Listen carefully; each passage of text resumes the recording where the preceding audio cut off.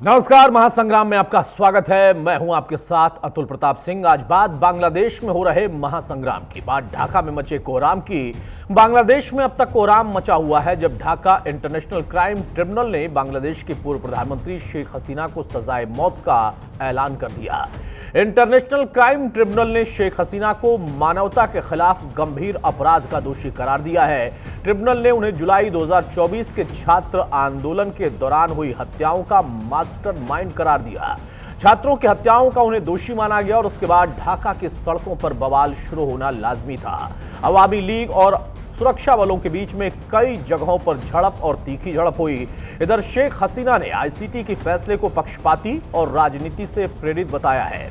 शेख हसीना ने दो टूक कहा है कि यह फैसला ऐसे ट्रिब्यूनल ने दिया जिससे एक गैर निर्वाचित सरकार चला रही और जिसके पास जनता का कोई जनादेश नहीं है। अब सवाल है कि आईसीटी के फैसले के बाद शेख हसीना का अगला कदम क्या होगा, उनके पास वाकई कौन कौन से विकल्प हैं। आईसीटी के फैसले का बांग्लादेश की राजनीति पर कितना गहरा असर होगा, यह सबसे बड़ा सवाल है।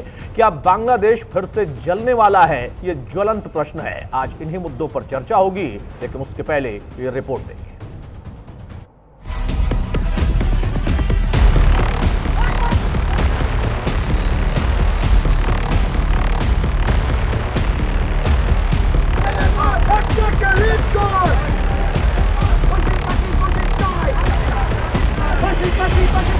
हिंसा, हंगामा, आगजनी, बवाल और शेख हसीना समर्थकों में उबाल के बीच ढाका की इंटरनेशनल क्राइम ट्रिब्यूनल ने बांग्लादेश की पूर्व प्रधानमंत्री शेख हसीना को फांसी की सजा देने का ऐलान कर लिया है। जस्टिस गुलाम मुर्तजा की अगुवाई वाली 3 जजों की ट्रिब्यूनल ने शेख हसीना को मानवता के खिलाफ गंभीर अपराध का दोषी करार दिया है। 6 पार्ट में अपना फैसला सुनाया। इंटरनेशनल क्राइम ट्रिब्यूनल ने अपने फैसले में कहा, शेख हसीना ने मानवता के खिलाफ अपराध किए। शेख हसीना के आदेश पर बड़ी संख्या में प्रदर्शनकारी मारे गए। शेख हसीना ने प्रदर्शन कर रहे छात्रों पर हेलीकॉप्टर से बम गिराने के आदेश दिए। शेख हसीना ने छात्रों के प्रोटेस्ट को आतंकी गतिविधि के रूप में पेश करने की कोशिश की। शेख हसीना और अन्य आरोपियों ने संयुक्त रूप से आपराधिक साजिश रची। इंटरनेशनल क्राइम ट्रिब्यूनल ने हसीना को हत्या के लिए उकसाने और हत्या का आदेश देने में दोषी माना। इसके अलावा कोर्ट ने दूसरे आरोपी बांग्लादेश के पूर्व गृह मंत्री असदुज्जमा खान को भी 12 लोगों की हत्या का दोषी माना और फांसी की सजा सुनाई। वहीं तीसरे आरोपी पूर्व आईजीपी अब्दुल्ला अल ममून, जो सरकारी गवाह बन चुके हैं, उन्हें 5 साल के कारावास की सजा सुनाई गई।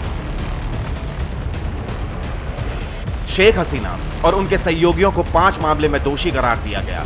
बांग्लादेश की कोर्ट ने माना, शेख हसीना ने हथियारबंद लोगों को हमले के लिए उकसाया, हेलीकॉप्टर से प्रदर्शनकारियों पर फायरिंग के आदेश दिए, छात्र नेता अबू सैयद की हत्या की साजिश रची। हसीना के आदेश पर 6 प्रदर्शनकारियों की हत्या की गई। इसके अलावा 5 और प्रदर्शनकारियों की हत्या शेख हसीना के आदेश पर हुई, जबकि एक प्रदर्शनकारी को जिंदा जलाया गया। ट्रिब्यूनल के फैसले के बाद बांग्लादेश की राजधानी ढाका में हालात बिगड़ गए। शेख हसीना के समर्थक सड़कों पर उतर आए और प्रोटेस्ट शुरू कर दिया। ढाका में सुरक्षा बल और हसीना समर्थकों में कई जगहों पर टकराव देखा गया और इस बीच कोर्ट के फैसले पर शेख हसीना का बयान आया। हसीना बोली, यह फैसला गलत, पक्षपाती और राजनीति से प्रेरित है। यह फैसला ऐसे ट्रिब्यूनल ने दिया है जिसे एक गैर निर्वाचित सरकार चला रही है और जिसके पास जनता का कोई जनादेश नहीं है। मेरे खिलाफ लगे सभी आरोप मनगढ़ंत हैं।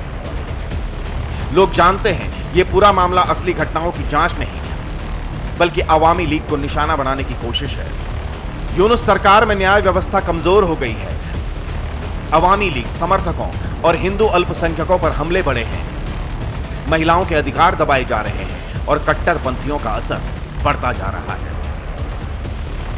शेख हसीना ने सीधा निशाना मोहम्मद यूनुस पर साधा, जो तख्ता पलट के बाद बांग्लादेश की सत्ता पर काबिज है। आरोप है यूनुस सत्ता में बने रहने के लिए शेख हसीना के खिलाफ साजिश रच रहे हैं।